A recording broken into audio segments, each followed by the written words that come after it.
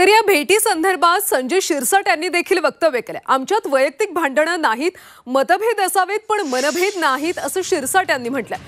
महाराष्ट्राची संस्कृती जपले जाते असा मेसेज या भेटीतून जातोय। फडणवीस ठाकरे भेट केवळ योगायोग असल्याचं अनिल परब यांनी म्हटलं। भविष्यातल्या योगायोगाबाबत माहिती नाही असं परब यांनी म्हटलं।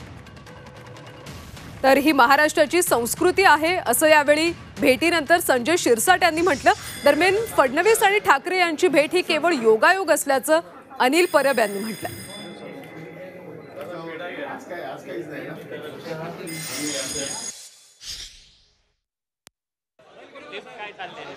उद्धव ठाकरे साहेब आज चंद्रकांत दादाची त्यांची काही बोलणी झाली वाटतं आणि एका लिफ्टमध्ये देवेंद्र फडणवीस आणि उद्धव साहेब गेलेत।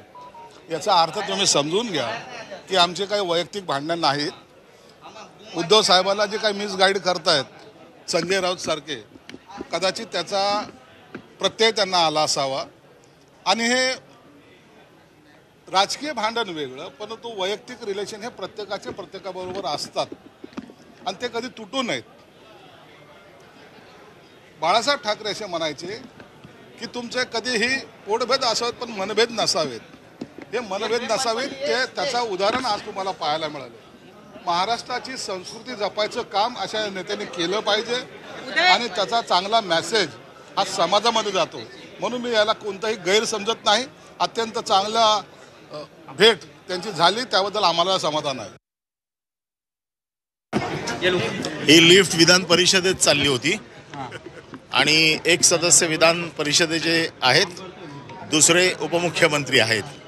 योगायोगाने ते एका लिफ्टमध्ये आले।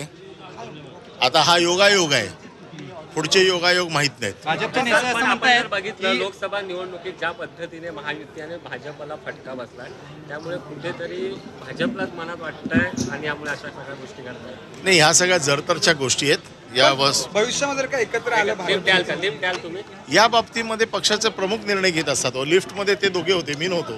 प्रवीण दरेकर असं म्हणतायत की कोणीच कोणाचा शत्रू नसतो आणि राजकारणातही कोणी शत्रू नसतो। ही तर वस्तुस्थिती आहे। भाजप घाबरला का उद्धव ठाकरे सोबत नसल्यामुळे? मी असं काही म्हणणार नाही।